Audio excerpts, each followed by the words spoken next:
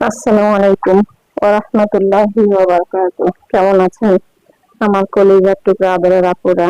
আল্লাহ সবাইকে ভালো সুস্থ রাখুন, এই দোয়া সবসময় করি এবং আপনাদের দোয়া আমিও ভালো আছি আলহামদুলিল্লাহ। আল্লাহর কাছে শুকরিয়া জানাচ্ছি। আপুরা, আজকে আমি হাজির হয়েছি কচু দিয়ে।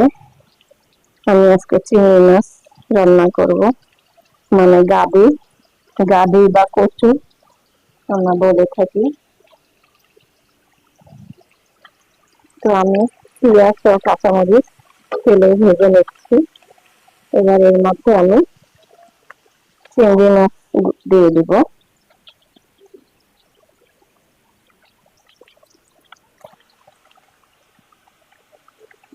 দিয়ে দিলাম চিংড়ি মাছ, ভেজে নিব সবগুলো একসঙ্গে।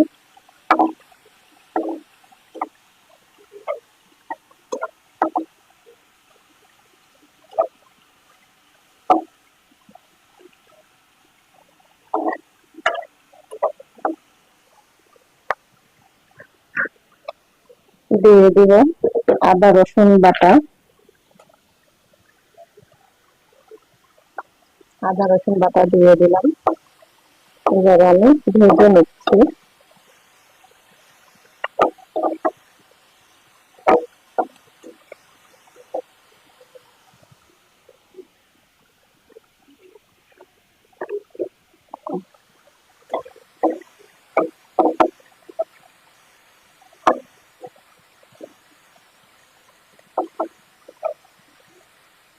আমি এবার একটু পানি দিয়ে দিব, সামান্য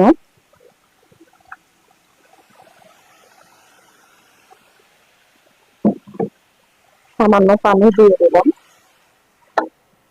এবারে আমি হলুদ গুঁড়ো, জিরা গুঁড়ো ও লবণ পরিমাণ মতো দিয়ে দিব।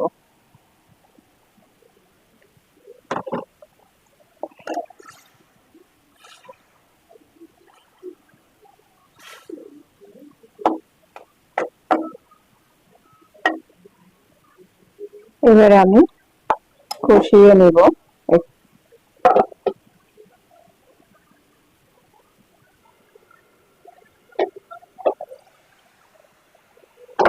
তো চিংড়ি মাছগুলো আমি কষিয়ে নিলাম। এবারে আমি গাদিগুলো দিয়ে দেবো, কচুর গাদি।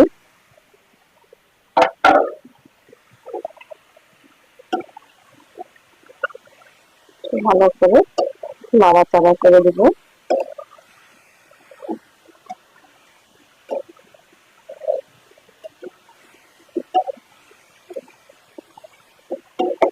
এবারে আমি আরেকটু পানি দেব।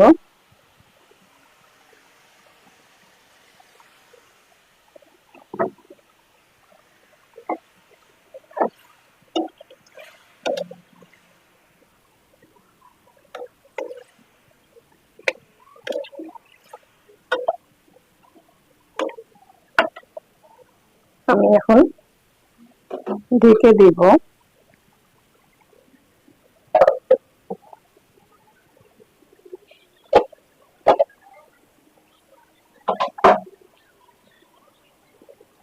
গাদি কষিয়ে নিলাম, কচুর গাদিগুলো আপুরা অনেক সুন্দর সিদ্ধ হয়েছে। এখন আমি একটু ঝোলের পানি দিয়ে দিব।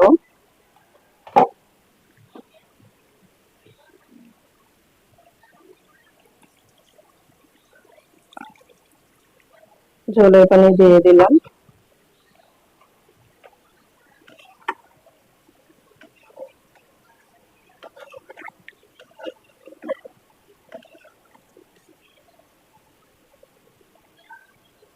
এবার আমি আর একটু ঢেকে দিব বলক ওঠা পর্যন্ত।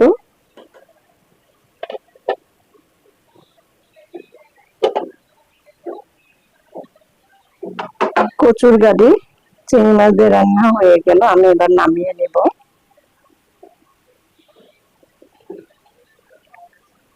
আপুরা, নামিয়ে নিয়ে আসলাম কচুর গাদি চিংড়ি মাছ দিয়ে রান্না।